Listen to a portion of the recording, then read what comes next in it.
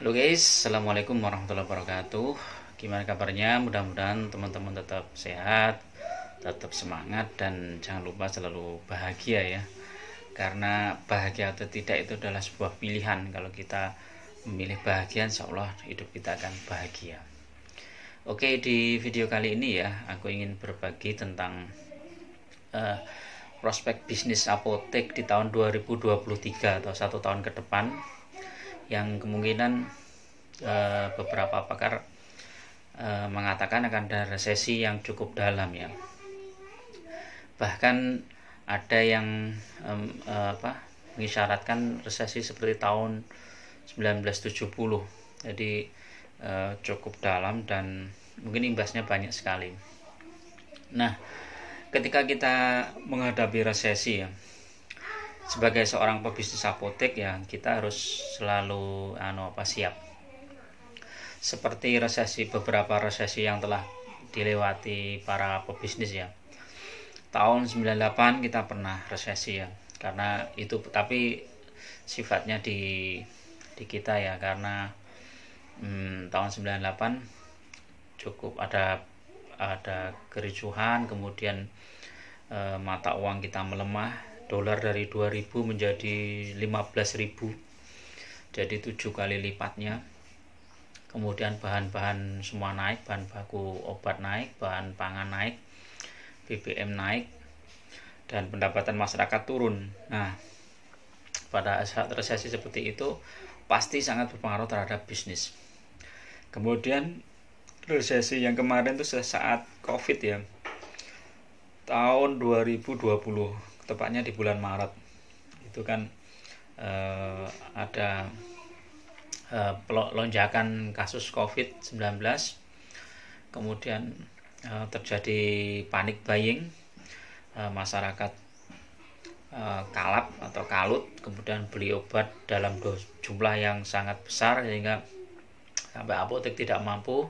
Nah, pada saat itu omset naik, tetapi karena harga tidak stabil ya, akhirnya begitu kita kalkulasi mungkin profitnya juga nggak seberapa ya. Terus kemudian di bulan-bulan berikutnya malah akhirnya nyungsep sampai sekarang ya. Mungkin sampai sekarang beberapa apotek atau sebagian besar apotek masih belum pulih, karena ya itu daya beli masyarakat menurun, kemudian harga-harga juga naik, ada kebutuhan yang macam-macam, sementara pendapatan masyarakat kan nurun ya, terutama untuk yang swasta. Kalau yang PNS atau ASN ya, pegawai, mungkin gak begitu pengaruh. Tapi kalau yang swasta itu pengaruhnya besar, karena ya itu semuanya serba sulit ya. Petani itu juga sulit ya, karena pupuk juga mahal, peternak juga. Pokoknya ketika barang-barang semua naik, maka daya beli turun ya, otomatis omsetnya akan turun. Nah, ketika terjadi resesi ya, mungkin di tahun 2023 ya, ini sudah mulai awal-awal ini sudah kita mulai merasakan ya. Nah, BBM naik, kemudian gas naik, listrik naik, terus ya banyaklah yang akhirnya perusahaan-perusahaan tidak mampu, terus akhirnya harus mem-PHK karyawannya, sehingga orang itu pemasukannya berkurang. Nah, di saat seperti itu maka yang paling penting yang kita harus sediakan itu adalah apa guys? Uang cash. Jadi cash is the king, itu bener nih. Pada saat resesi seperti ini tuh ya, kita memang harus pegang uang cash. Uang cash yang seperti apa ya, terserah kalian mau pegang uang cash seperti apa. Yang penting dalam bentuk uang yang bisa kita belanjakan. Kita bisa lah misalnya pada saat resesi kan banyak harga saham-saham pada rontok semua. Harga saham pada rontok, ketika kita punya uang cash maka kita bisa beli harga saham yang perusahaan bagus dengan harga yang sangat murah. Terus kemudian di bisnis apotek kita sendiri, pada saat resesi kita kan perlu uang cash untuk paling nggak untuk mempertahankan bisnis kita. misalnya ketika omset turun kemudian biaya operasional naik, kita harus nomboi dulu gitu kan, kita nomboi biar bisnis apotek kita itu tetap jalan, tidak sampai tutup. Kalau misalnya paling banter lah mungkin efisiensi karyawan. Jadi biasanya karyawannya 7, sekarang dikurangi jadi 5 misalnya. Biasanya buka 24 jam dikurangi jadi bukanya cuman 2 shift aja, pagi sama sore. Pokoknya efisiensi. Nah, kalau bisa kayak misalnya sewa apotek barang itu ya kita negosiasi ulang, karena ketika resesi kan memang semua dunia usaha itu kan lesu ya. Kita mohon untuk bisa negosiasi, jadi jangan sampai harga sewanya tuh tetap naik, tetap tinggi, belum bisa diturunkan. Nah ini ya, jadi persiapan menghadapi krisis itu yang paling penting adalah cash. Nah caranya memiliki cash yang banyak itu bagaimana ya, seperti yang aku sampaikan di video sebelumnya, kita harus pandai-pandai menabung ya mulai sekarang.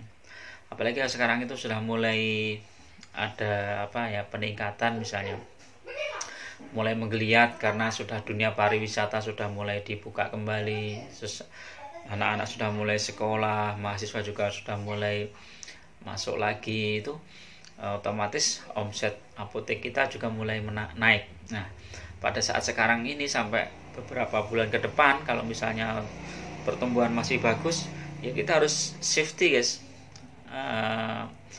harus banyak-banyak menabung. Itu uang itu harus kita tabung, setiap hari kita nabung. Dalam tips yang menabung yang sebelumnya itu kan tiap hari kita menabung ya, mulai 10.000, 20.000, 30.000, 40 sampai 70.000. Maka dalam kita sudah bisa mengamankan paling enggak sekitar 14 juta ya. Terus kemudian kita selain nabung seperti itu kan kita juga ada tabungan-tabungan yang lain.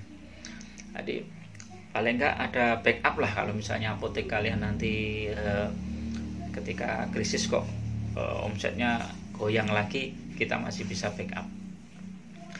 Nah aku juga dulu pernah bikin ya backup emas ya. Pada saat sekarang mungkin harga emas itu kan nggak stabil ya, malah turun ya sekarang. Ada mengalami anomali. Biasanya kalau krisis itu harga emas akan naik. Nah, ini harga emas malah turun. Nah, ketika harga emas turun seperti ini ya kalian bisa untuk membeli emas. Beli emas nggak harus antam guys, karena memang beli emas antam itu kan kenyataannya kita rugi kalau dalam cuma jangka pendek ya. Kalau jangka panjang mungkin untung.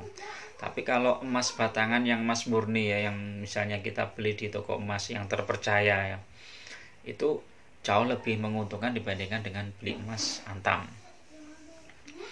Karena aku udah pernah pengalaman ya, walaupun itu belum lama ya, cuman 6 bulan nggak ada. Pada saat harga emas turun, harga emas antam tuh turunnya banyak banget.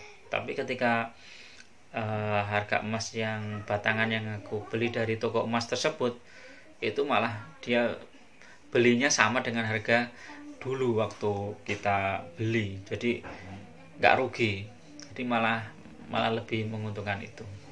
Nah, backup emas ini berapa? Ya idealnya paling enggak setiap apotek ya, misalnya kalian punya apotek 1 ya paling enggak ya 50 gram lah, atau minim 25 gram. 25 gram itu ya sekitar, kalau misalnya dianggap 800 ya sekitar 16 jutaan. Nah sekarang kalian anggarkan segitu.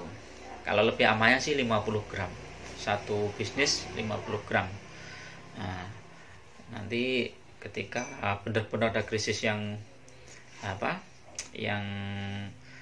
membuat semua harga-harga naik tinggi, kemudian rupiah turun, itu kita bisa mencairkan emas kita.